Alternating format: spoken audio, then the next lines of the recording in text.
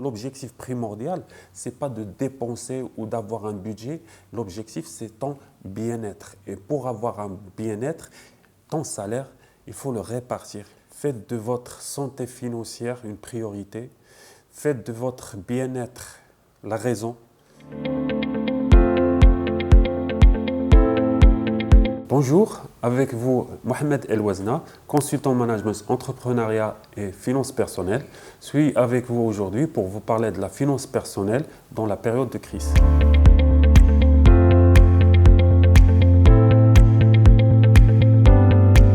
Comment on peut gérer à mieux notre budget dans ce contexte-là? Le premier repère le premier conseil que je donne à toute personne, c'est ne pas faire un bilan de votre réalisation ou de vos dépenses. Le bilan fin de mois ne sert qu'une image de ce qu'on a fait. Mais le principe, c'est d'avoir un budget prévisionnel, c'est-à-dire un budget de tout achat, que ce soit pour les besoins ou les désirs, selon les rubriques et qui soient bien organisés. Dans un deuxième temps, afin d'avoir ce budget bien conçu, il faut faire la différence entre les besoins de première nécessité, les besoins de seconde nécessité et le mot désir. Il ne faut pas confondre les désirs et les besoins. Les besoins, c'est des achats qui sont nécessaires pour notre vie, pour notre survie et qui ne peuvent pas attendre selon le degré aussi. Mais les désirs, c'est des achats qui nous procurent du plaisir. Et il ne faut pas confondre les deux et leur degré d'importance. Dans un troisième point, c'est que l'équation n'est pas recette dépenses égale à zéro, c'est recette moins les dépenses moins l'épargne est égal à zéro. C'est-à-dire recette moins dépenses égale à l'épargne. L'épargne aujourd'hui, c'est une donnée qui est très importante. C'est un principe de base de la gestion budgétaire. Et pour arriver à un équilibre, il faut concevoir des objectifs et avoir une intelligence financière pour acquérir ces objectifs. Et pour ne pas parler d'objectifs, il y a des objectifs à court terme, à moyen terme et à long terme. Et ce qu'on appelle les paramétrages des objectifs, c'est la méthode SMART. Je dirais que oui. Qu'est-ce qui définit l'équilibre du budget? C'est les recettes, les dépenses et l'épargne. Mais là, on n'a pas défini la capacité d'épargne. Certes, en période de crise, que notre capacité va diminuer, mais elle reste toujours qu'on a une capacité moindrie pour épargner. Par exemple, si avant la crise, on épargne 4 000 dirhams, après, en période de crise, on peut épargner 2 000 dirhams ou 1 000 dirhams. C'est-à-dire cette variance qui existe d'augmentation ou diminution plutôt du pouvoir d'achat, mais il ne va pas consommer toute la capacité d'épargne. Là, ce qui je préconise, c'est avant de passer à l'épargne, la capacité d'épargne, ou est-ce qu'on a envie d'épargne? Là, il y a 3 mots. J'épargne, capacité et envie d'épargne. Il faut faire vraiment un bilan de sa situation, les habitudes qui nous poussent à ne pas épargner et se poser la bonne question. La bonne question, ce n'est pas est-ce que l'épargne, il est important? Qu'est-ce qui peut arriver si on n'épargne pas?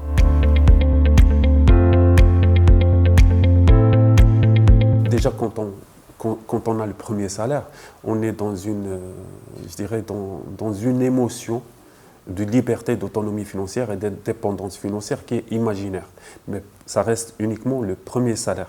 Il faut planifier, à mon sens, il faut planifier le mois qui suit. Les dépenses importantes, les dépenses qui vont couvrir tout le mois. C'est-à-dire, voici les besoins dont que je dois satisfaire. Et en plus, je dois constituer un fonds de sécurité.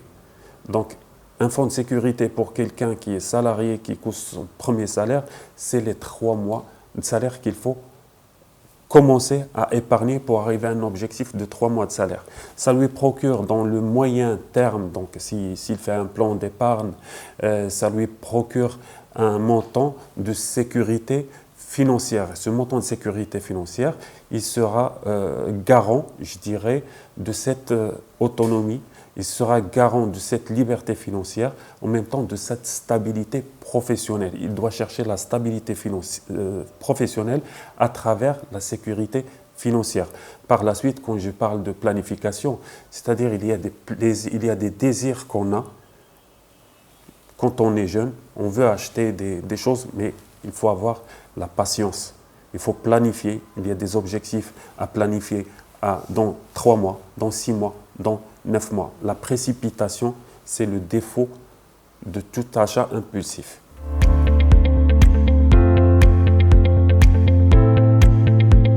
Premièrement, si on prévoit de faire un budget, ce qu'il faut savoir, c'est que le budget, ce n'est pas un budget exécutif. Au départ, c'est un budget estimatif. On estime qu'on a des rubriques, on estime qu'on a des dépenses à faire, mais avec le cheminement des jours, avec les achats qu'on fait, avec le respect de ce budget, on peut faire une réévaluation des rubriques.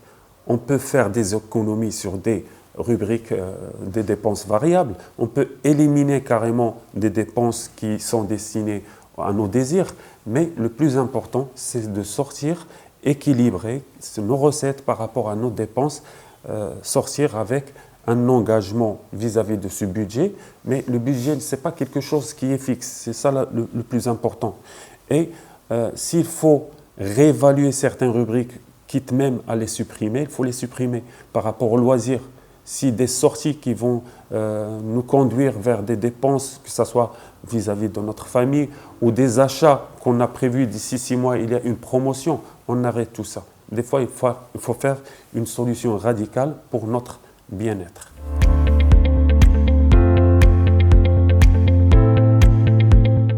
Aujourd'hui, on vit dans dans une société où la consommation, le mode de consommation, il a totalement changé.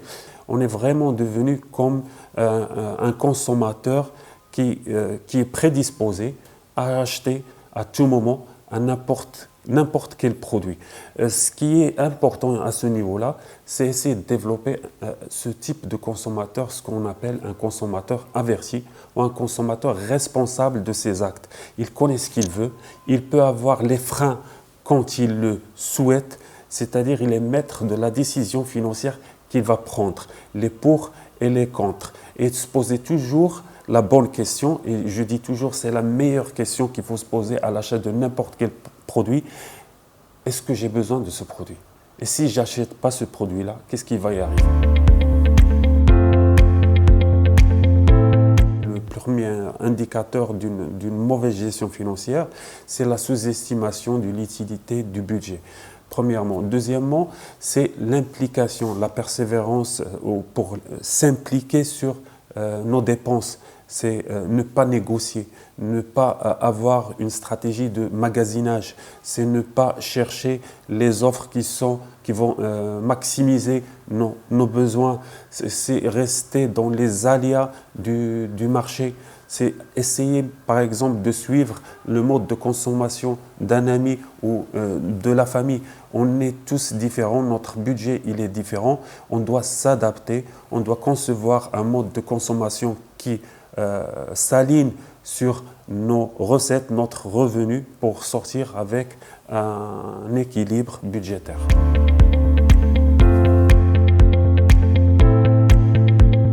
La gestion ne dépend pas du montant, c'est le mode de gestion qui va dépendre du montant. La gestion, il y a ce qu'on appelle, c'est une organisation, c'est un savoir à acquérir, c'est des compétences de vie qu'il faut transmettre et qu'il faut appliquer, et ça garantit au moins une sécurité, ça garantit au moins qu'on a rempli notre fonction on travaille. Pourquoi on travaille? C'est pour notre bien-être. Donc l'objectif primordial, ce n'est pas de dépenser ou d'avoir un budget. L'objectif, c'est ton bien-être. Et pour avoir un bien-être, ton salaire, il faut le répartir. Il faut faire une organisation. Il faut faire un budget.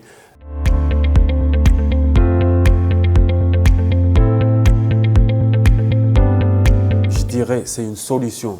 Mais ce n'est pas une solution qui doit rester structurelle, c'est-à-dire récurrente. À chaque fois, j'emprunte pour boucler le mois. Parce que la solution chez la famille, elle est intéressante dans le fait, ce n'est pas coûteuse.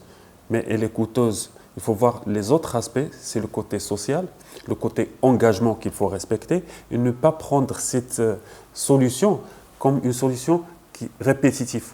À chaque fois, mon frère il est là, à chaque fois ma soeur il est là. Il faut revoir le problème, il est où. Il faut définir le problème, il est où. Si on n'arrive pas à sortir le mois avec un équilibre, c'est vrai, il peut y avoir des imprévus, mais à un certain moment, la solution ne doit pas être une solution récurrente. Là, c'est carrément une crise et non pas une solution.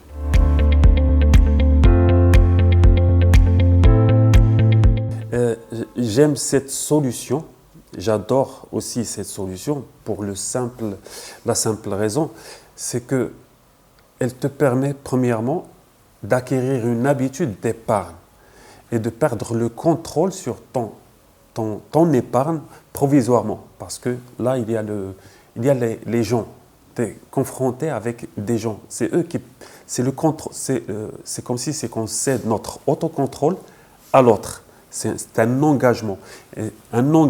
Et en même temps, on développe un autocontrôle. Et c'est une très bonne méthode, je dirais, pour acquérir l'habitude d'épargner, de voir la patience aussi, d'attendre un tel montant pour une telle durée. Et il y a le côté social. Et généralement, c'est des solutions pour les imprévus.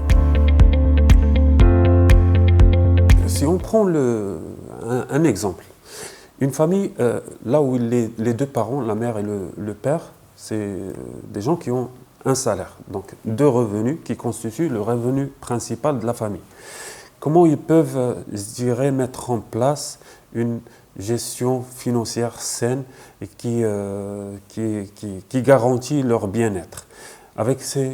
Ils ont 3 enfants. Il faut faire un budget, pas mensuel, mais un budget annuel. Il y a des saisons où on consomme plus, il y a des saisons, il y a des événements, il y a des mois où on consomme moins et il y a des mois carrément où la dépense peut étaler sur 1,5 comme Ramadan, comme le mois d'août et tout ça. Donc quand on fait un budget sur une année, on prend par exemple le budget de la scolarité. Il faut faire la répartition par des rubriques, budget de scolarité, et on fait un éclatement sur l'année. On a l'événement par exemple de l'Eid, il y a l'événement pour faire une sortie au mois d'août. Si on prend ces événements-là, on les totalise. Et là, on peut dédier, on les totalise et après on le divise sur 12 mois. Et on peut faire un épargne affecté aux événements pour éviter tout imprévu. Donc, on a sur les 12 mois, on a un revenu qui est constitué des 2 salaires. On a la première rubrique des dépenses qui sont fixes, c'est les dépenses de la maison avec les accessoires qui suivent. La deuxième, c'est les dépenses qui sont dédiées à la scolarité des enfants. Il y a un budget personnel pour la mère, un budget personnel pour le père, c'est son propre salaire quand même. Et il y a un budget pour le vivre où il faut définir notre mode de consommation. Le père et la mère se mettent d'accord sur une liste. Il y a des choses qu'on achète mensuellement. Il y a des achats qu'on effectue par semaine et par quinzaine avec les listes, avec des estimations de quantité, des estimations de prix. On fait les listes, on met les budgets et on essaie de mettre en place des actions pour, je dirais, un planning pour effectuer ces achats. Ne pas oublier le budget des imprévus ou le budget d'urgence.